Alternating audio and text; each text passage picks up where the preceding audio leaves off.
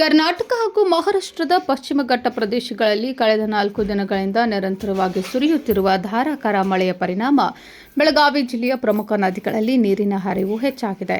ಕೃಷ್ಣಾ, ಘಟಪ್ರಭಾ ಹಾಗೂ ಮಲಪ್ರಭಾ ಸೇರಿದಂತೆ ಜಿಲ್ಲೆಯ ಸಪ್ತ ನದಿಗಳು ಮೈದುಂಬಿ ಹರಿಯುತ್ತಿದ್ದು, ಹಲವೆಡೆ ಕೆಳಹಂತದ ಸೇತುವೆಗಳು ಜಲಾವೃತಗೊಂಡಿವೆ. ಮಹಾರಾಷ್ಟ್ರ ಭಾಗದಲ್ಲಿ ಸುರಿಯುತ್ತಿರುವ ಮಳೆಯ ಪರಿಣಾಮ ಕೃಷ್ಣಾ ನದಿಗೆ ಸುಮಾರು 90,000 ಕ್ಯೂಸೆಕ್ಗೂ ಅಧಿಕ ನೀರು ಹರಿದು ಬರ್ತಿದೆ.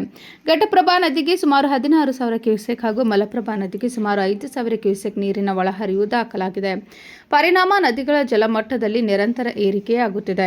ಚಿಕ್ಕೋಡಿ, ನಿಪಾನಿ ಹಾಗೂ ಗೋಕಾಕ್ ತಾಲೂಕಿನ ಹಲವು ಕೆಳಹಂತದ ಸೇತುವೆಗಳು ಜಲಾವೃತಗೊಂಡಿದ್ದು, ಕೆಲವೆಡೆ ವಾಹನ ಸಂಚಾರಕ್ಕೆ ಅಡಚಣೆ ಉಂಟಾಗಿದೆ. ನದಿ ತೀರದ ಪ್ರದೇಶಗಳಲ್ಲಿ ವಾಸಿಸುವಂತಹ ಸಾರ್ವಜನಿಕರು ಹಾಗೂ ಪ್ರವಾಸಿಗರು ಮುನ್ನೆಚ್ಚರಿಕೆ ವಹಿಸುವಂತೆ ಜಿಲ್ಲಾಡಳಿತ ಸೂಚಿಸಿದೆ.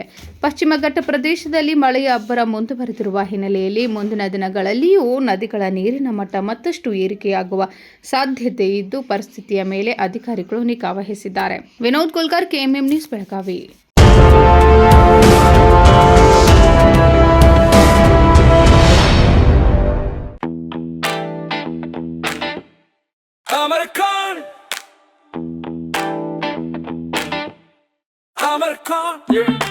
Amarcon collection में आओ,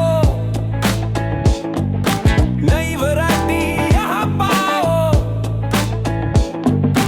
सबके लिए कपड़े हैं खास, Amarcon में खुशियाँ हैं पास, Amarcon, Amarcon. Amarcon collection, खड़े बाजार, बेलगाम.